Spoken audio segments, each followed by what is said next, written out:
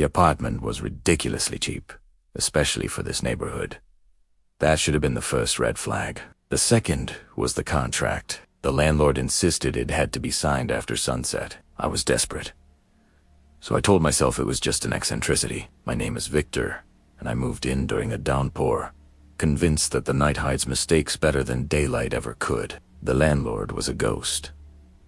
I never saw him. All communication came in the form of notes, slid silently under my door. The handwriting was elegant, almost calligraphic, on thick, creamy paper that never smudged. No matter how damp the hallway felt, the first note was simple enough. Welcome, Victor. We trust you'll find your new home satisfactory. A reminder, rent is due nightly. Nightly.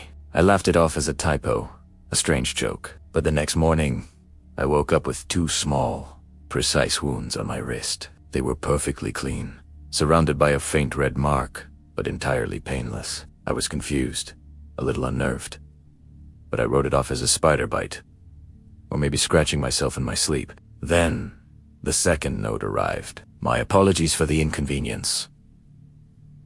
The building provides certain shared amenities. Consider it part of your nightly contribution. That's when I started to notice other things. At night, the hallways, which were dead silent during the day, came alive. There were quiet footsteps, the rustle of fabric, and soft conversations spoken in languages I couldn't place. They sounded ancient, guttural, yet melodic. I never saw my neighbors. Their doors were always closed, but if I placed my hand against the wood, it was always warm, as if something alive and breathing rested just on the other side. The apartment itself had its own quirks. Every mirror, from the large one in the living room to the small one in the bathroom, was covered with thick, dark fabric. It was nailed tightly to the walls, and a clause in the lease agreement explicitly forbade removing it. A few days later, another note explained why. Reflections can cause disputes among tenants. Harmony is paramount to our community. With each passing day, he felt weaker. It wasn't like being sick. It was a hollow feeling, a deep-seated exhaustion, as if something essential was being siphoned from me while I slept, borrowed without my permission. My skin grew paler.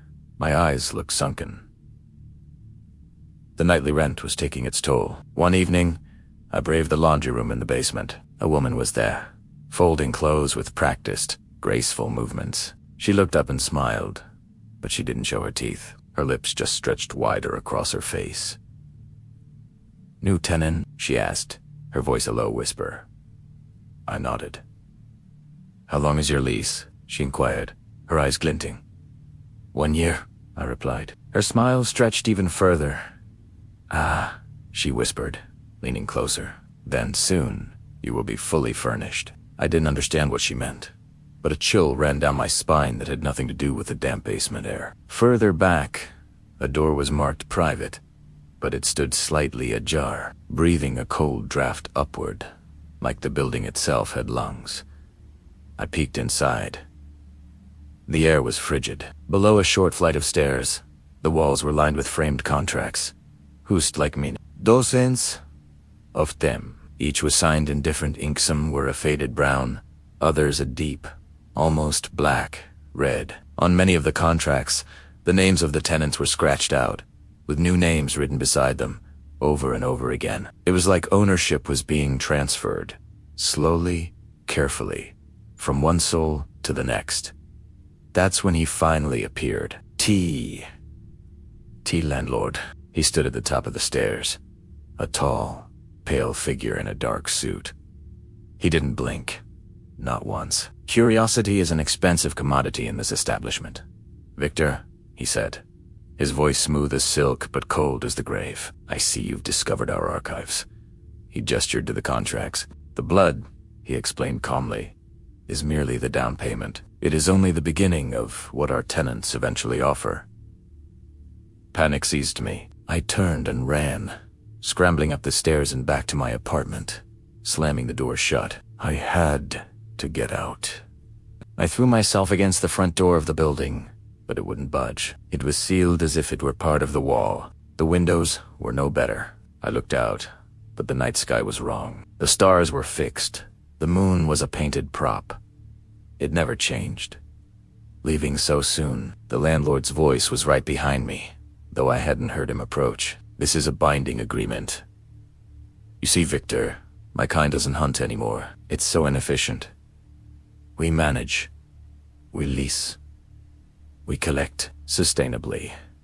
He smiled, and for the first time, I saw the glint of his teeth. In a final act of defiance, I ran back to my apartment and ripped the dark fabric from the mirror. I needed to see myself, to prove I was still real. My reflection appeared, but it was faint, delayed, like a bad video feed. The edges of my form were already thinning, becoming transparent. The moment the mirror was uncovered, the building itself reacted. Lights shattered, doors up and down the hallway slammed open and shut, and a collective scream rose from the tenants, a sound of pure, ravenous hunger and rage. My transgression had broken the harmony. I ran. Down the hallway, I could hear footsteps behind me, a perfect, unhurried rhythm. They never got faster, but they never got slower either. Day. Wary. Who's there? Following. I don't know how I escaped. I don't know if I did. The next thing I knew, it was morning. The sun was rising. The building stood silent and clean, as if nothing had happened. In the front window, a new vacancy sign glowed softly, and on the reception counter, just inside the pristine lobby, a fresh contract waited. A pen laid neatly beside it. At Botame's signature was already elegantly written in dark, red ink. If you enjoyed this horror story, subscribe for more episodes. Leave a like, and tell me in the comments, what price would you never agree to pay for the perfect apartment? Thanks for watching.